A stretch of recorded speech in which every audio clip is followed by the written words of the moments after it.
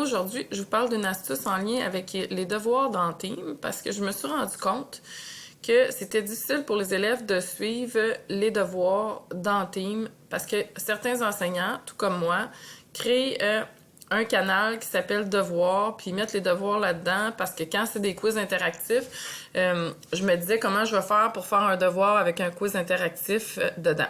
Donc, je recommande vraiment de tout mettre les devoirs dans la section devoirs pour que ça soit plus facile pour les élèves de suivre. Puis en plus, dans la section devoirs, ce qu'on se retrouve, c'est qu'on se retrouve avec une date d'échéance. Donc, l'élève sait quand est-ce qu'il doit remettre son devoir. Puis si on les met toujours dans la section devoirs, c'est beaucoup plus facile pour les élèves de suivre. Donc, je vous donne un exemple d'un devoir que je pourrais créer pour mes élèves. Dans le fond, je fais créer un devoir.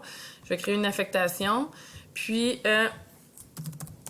supposons que c'est un quiz en ligne que je veux mettre en devoir. Ben là, comme vous pouvez voir, il n'y a pas vraiment d'endroit où je peux copier le lien ou donner des instructions, un mot de passe, etc.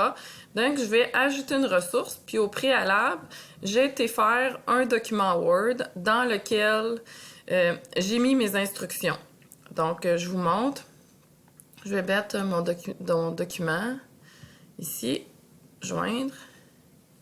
Puis là, ce document-là, je vais le mettre juste en consultation. Je ne vais pas le mettre une copie par élève parce que je ne veux pas que les élèves me remettent cette copie-là. Je veux juste qu'ils puissent le consulter. Donc, quand les élèves vont arriver sur le devoir, ils vont pouvoir le consulter. C'est un document Word. Moi, c'était un test Moodle. Donc, ils vont pouvoir cliquer pour ouvrir le test.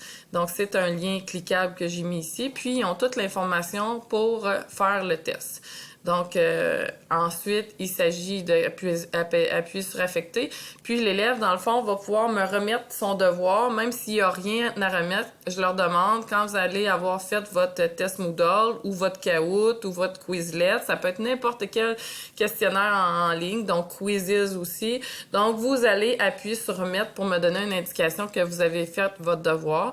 Puis, en plus, dans la section devoir, ça leur donne la date d'échéance et tout. Donc, ils ont toute l'information pour faire leur devoir à jour. Donc, je recommande vraiment de mettre tous les devoirs dans la section devoirs et non de créer un canal comme j'ai fait au début. Voilà!